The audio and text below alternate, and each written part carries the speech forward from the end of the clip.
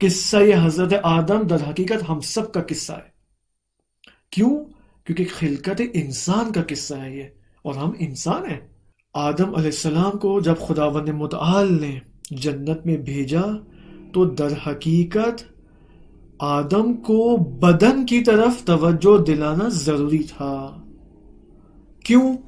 اس کی وجہ یہ ہے کہ ایک تو یہ خداوند متعال نے حضرت آدم کی روح بھی بنائی اور بدن بھی. انسان is a combination of body and soul. ٹھیک ہے، تو جب حضرت آدم علیہ السلام جنت میں وارد ہوئے تو وہ اس قدر جذبہ الہی میں غرق تھے، میلٹ ڈاؤن ہو چکے تھے کہ ان کو اصلاً بدن کی طرف توجہ ہی نہیں تھی. یہ تو کنفرم بات ہے کہ آدم علیہ السلام کو زمین پر آنا ہے.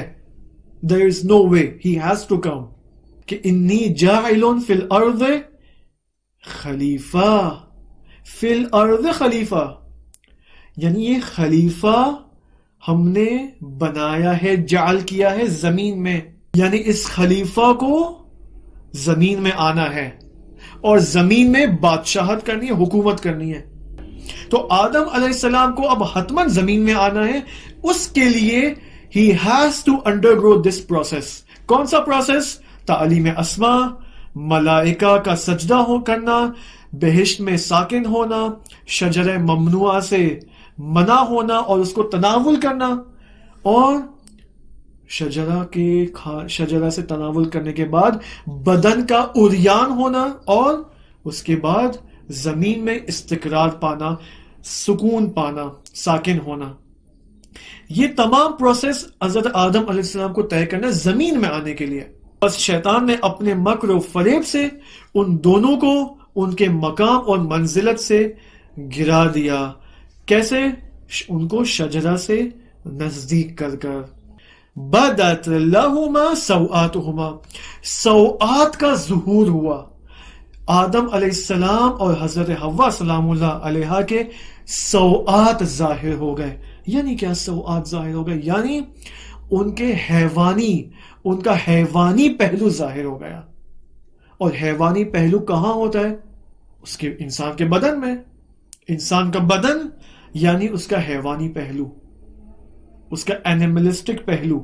ٹھیک ہے، اب شجرہ کے کھانے سے حضرت آدم علیہ السلام کو بدن کی طرف توجہ ہو گئی. یعنی کیسے توجہ ہوئی؟ اس کے کھانے سے جذبہ الہی سے تھوڑا باہر آئے اور دیکھا کہ میرا بدن بھی ہے. نتیجے میں کیا ہوا؟ بدن عریان ہو گیا.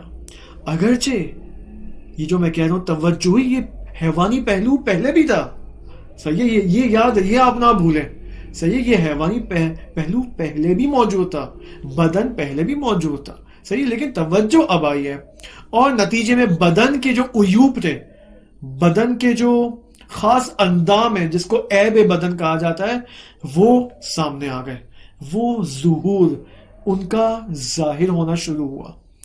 کیوں یہ کام ہوا؟ کیونکہ شیطان نے حضرت آدم علیہ السلام کو جب وسوسہ کیا، ٹھیک ہے، اور مکر و فریب سے اس نے کام لیا، تو اس نے اپنے اس مکر و فریب اور ہیلے کے اندر جو پلاننگ کی تھی، اس پلاننگ میں اس نے یہ کوشش کی کہ حضرت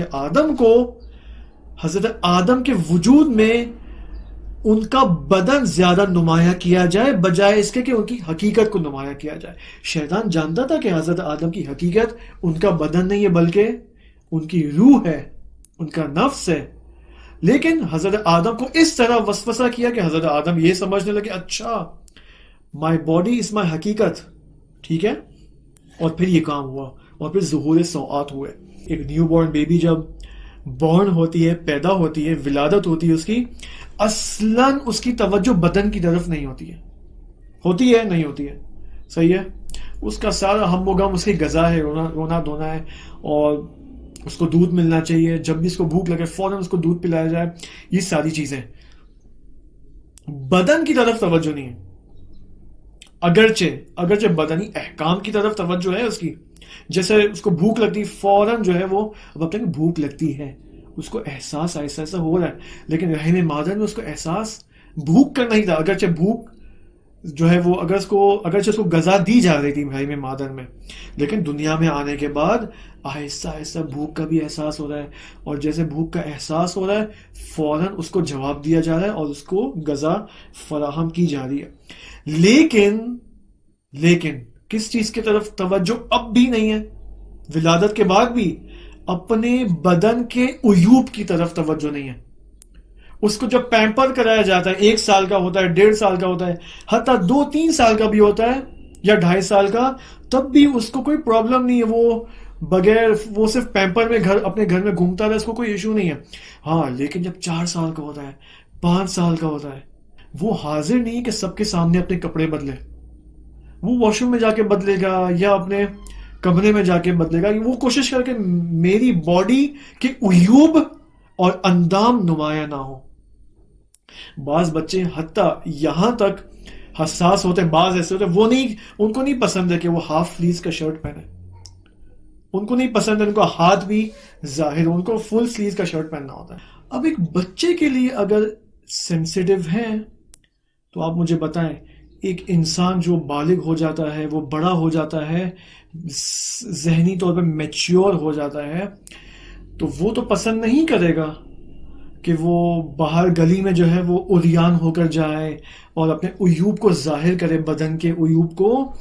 کیونکہ ایسا انسان اپنی طبیعت کو فالو کر رہا ہے، ٹھیک ہے، وہ اپنے اس خلقت کو جو اس نے طے کیے ہیں، خلقت کو جو مراحل طے کیے ہیں، وہ آپ دیکھیں اسی کو فالو کر رہا ہے، اپنی فطرت پہ باقی ہے وہ، کیونکہ اس کو پتا ہے اپنے سب کانشیس میں جو مراحل طے ہوئے ہیں اس کے خلقت کے، اس کو معلوم ہے کہ حضرت آدم علیہ السلام کے ساتھ بھی یہی ہوا ہے، ٹھیک ہے، جنت میں بدن کی طرف توجہ ہوئی، عیوب بدن ظاہر ہوئے، فوراً اپنے آپ کو ڈھانپا، ٹھیک ہے، درخت کے پتوں سے اور چیزوں سے ڈھانپا اپنے آپ کو فوراً، ٹھیک ہے۔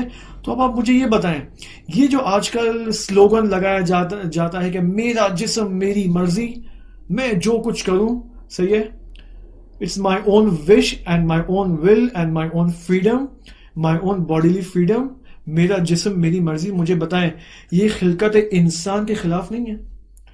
یہ خود انسان کے جد اعلیٰ یعنی حضرت آدم علیہ السلام اور بی بی حوا سلام اللہ علیہا کے خلاف ہی یہ سلوگن نہیں ہے، کیونکہ جیسے ان کو جنت میں اپنے بدن کی طرف توجہ ہوئی، ان کا بدن عریان ہوا، فوراً اپنے آپ کو ڈھانپا۔ یہ انسان کا نیچر ہے، ٹھیک ہے، ڈکشنری معنی میں اب نیچر ہے، فطرت ہے، whatever you want to say, صحیح ہے۔ تو یہ سلوگنز، یہ سب کیا ہے؟ یہ آیا مسلمان کے سلوگنز ہے، میرا جسم میری مرضی، ٹھیک ہے، عورت مارچ اور یہ فلاں ڈھمکانا جس کو ہم کہتے ہیں اردو میں، تو دس از ناٹ سینسیبل، یہ جو بھی سلوگن سینسیبل سلوگن نہیں ہے، ٹھیک ہے، یہ خود حضرت آدم علیہ السلام کی خلقت کے مراحل جو ہم نے آپ کے ذکر کی اس کے بالکل خلاف ہے یہ سلوگن۔